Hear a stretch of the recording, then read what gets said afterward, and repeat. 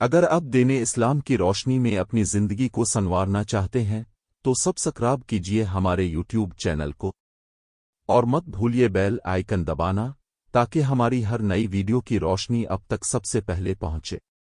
ہم آپ کے لیے لے کر آتے ہیں قرآن و حدیث کی روشنی میں مستند اسلامی سوالوں جوابات، ایمان کو تازہ کر دینے والے سچے واقعات اور آخرت کی تیاری کا آغاز آج ہی کریں۔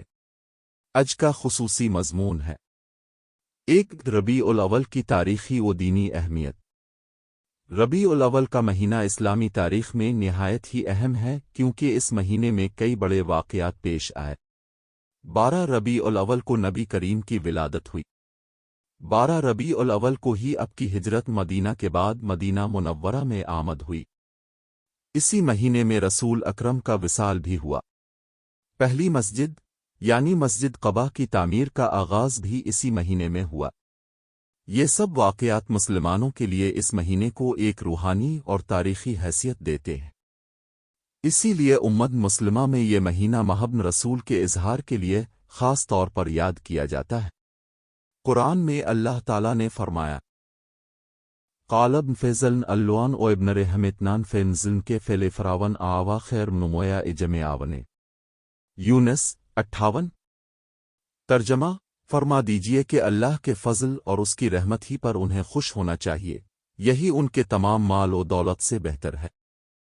مفسرین کے مطابق اللہ کا سب سے بڑا فضل اور رحمت نبی کریم کی ذات اقدس ہے، لہذا ان کی ولادت کے دن خوشی منانا عین قرآن کے مطابق ہے۔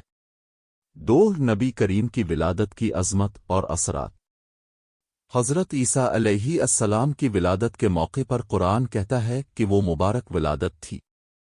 پھر نبی کریم کی ولادت تو سب سے عظیم اور بابرکت ولادت ہے۔ نبی کریم کی ولادت کے وقت دنیا میں خوشبو پھیل گئی۔ سر کے محل کے 14 کنگرے گر پڑے۔ آتش کدہ فارس جو 1000 سال سے جل رہا تھا بجھ گیا۔ آسمانوں میں نور کی روشنی نمایاں ہوئی۔ یہ سب اس بات کی علامتیں تھیں کہ رحمت للعالمین کی آمد سے کفر و شرک کا اندھیرا ختم ہوگا اور ہدایت کا نور پھیلے گا۔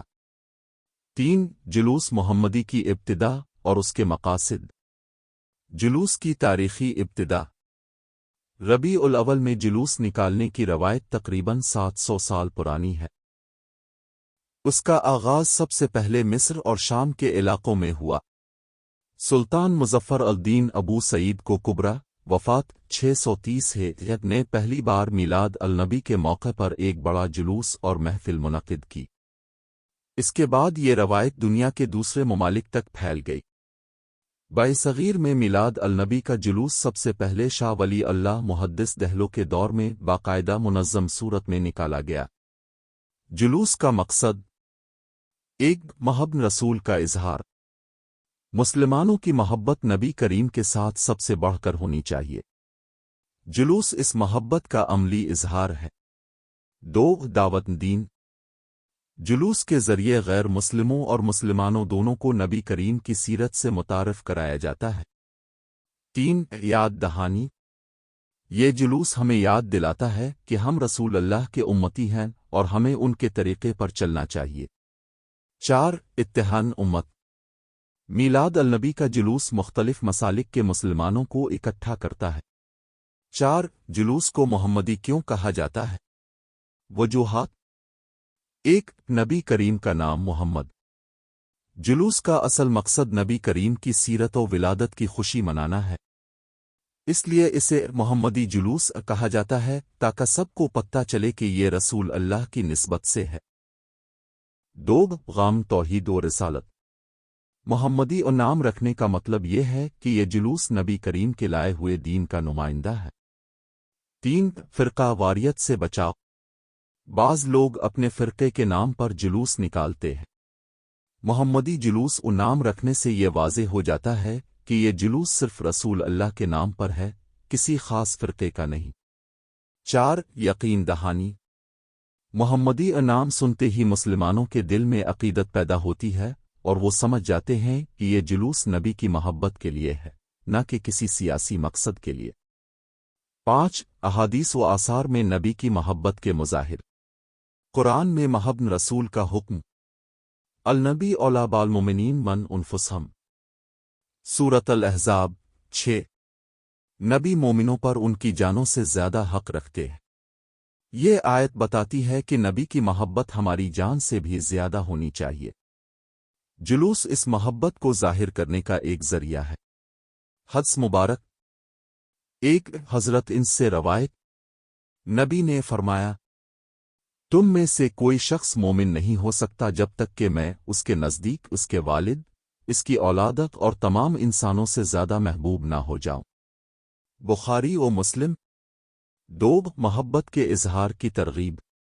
نبی نے فرمایا، جو شخص میری سنت سے محبت کرے وہ مجھ سے محبت کرتا ہے، اور جو مجھ سے محبت کرے گا وہ جنت میں میرے ساتھ ہوگا۔